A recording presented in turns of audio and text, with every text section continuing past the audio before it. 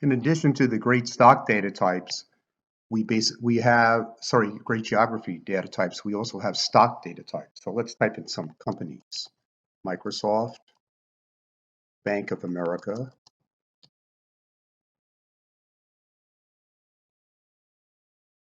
IBM as a ticker symbol, and Love for Southwest Airlines. Now, once we put these in, we can copy this, we can go select, and we've got stocks, and Microsoft's figured out those companies. Which, oh, so it's got a question on Bank of America. Okay, that's actually good for us. So Bank of America, New York Stock Exchange, we'll select that. Okay, so we're good. Okay, so you click on the card here, you can see what data is available. You go down here.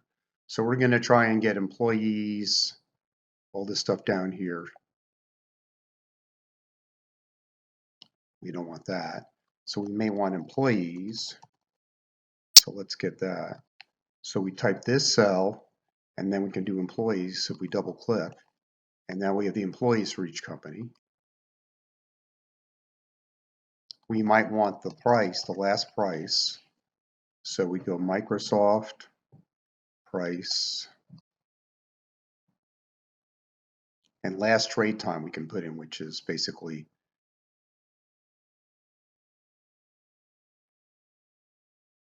so there's the price of these stocks. Last trade time, which we could refresh, say tomorrow, and this stuff would update.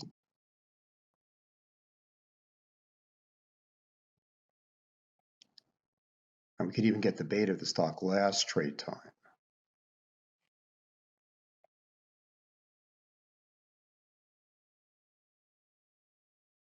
And then we could get the beta, which is sensitivity to changes in the market. A 1 means you're equally, you move up and down with the market basically. Microsoft's a little more sensitive to the market than the market itself. Southwest Airlines is way more sensitive. All these stocks basically move more than the market moves. So if you think you're in a bear market, these are not good stocks to own.